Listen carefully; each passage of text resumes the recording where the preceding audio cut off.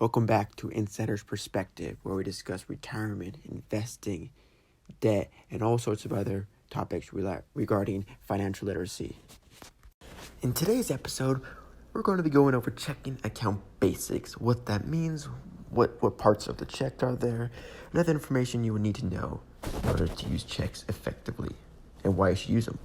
So most financial institutions, such as banks and credit unions, they offer number of services, and some of those services are checking accounts, which allow you to write checks or transfer money electronically to make payments. So why use checks? A check is a written order to a bank to pay the amount stated to the person or business named on it. A checking account is known as a demand deposit because the money may be withdrawn at any time, so it's on demand. Only you, the depositor, also known as the maker, can write checks on the account. If you haven't heard about Anchor, it's the easiest way to make a podcast. Let me explain. It's free. There are creation tools that allow you to record and edit your podcast right from your phone or computer. Anchor will distribute your podcast for you, so it can be heard on Spotify, Apple Podcasts, and many more. You can make money from your podcast with no minimum listenership. It's everything you need to make a podcast in one place. Download the free Anchor app or go to anchor.fm to get started.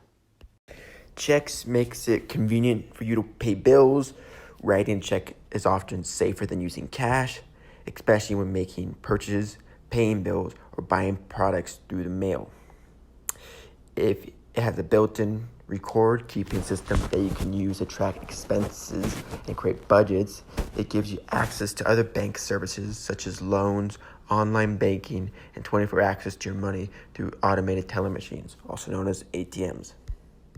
It's important for you to keep a log and accurate records of the checks you're sending out so you can understand if there's any problems that arise. Now, it's important that the account you use to write checks has enough money in it at all times, or else there's an overdraft fee. A risky topic as well is called check float, and floating a check is very risky because today's electronic systems allow checks to be processed very quickly, and floating a check is illegal, and that pretty much means that you're writing a check and sending it to somebody, and a little bit later, shortly later, the funds enter your account. But you wrote the check prior to when that happened.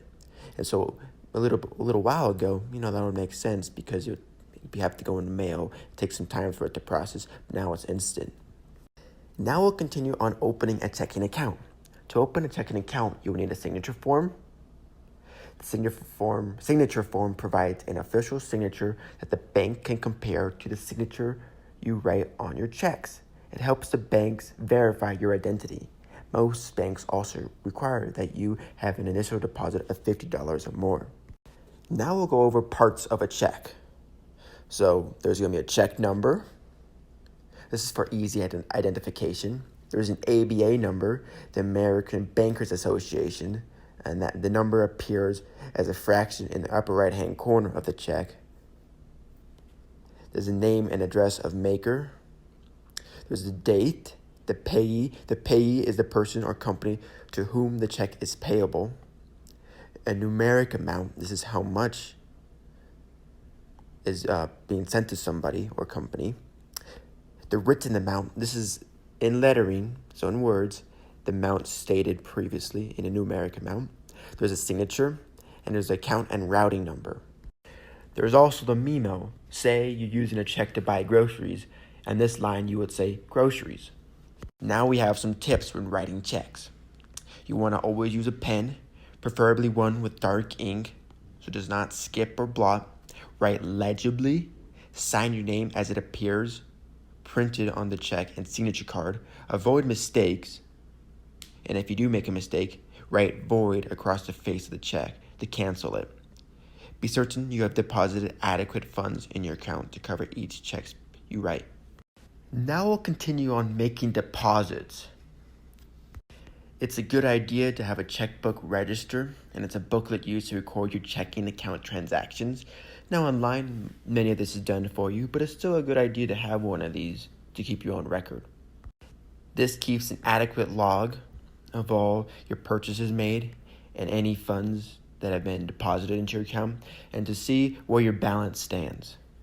Many financial institutions, they provide a monthly statement to you, and in these monthly statements, they mention how much you take out of the account, how much you put into the account, and it's just for that month. Now, after the bank sends you what your monthly statement is, they provide a resource for you and that allows you to do bank reconciliation. And this is your own form of auditing to make sure that the document you receive from the bank is correct. I hope this was helpful for you in learning more about checks and deposits for your accounts and why it's a good idea and why you should use them. I would encourage you to look at our other episodes to learn more about your personal finances and strategies to help you with them.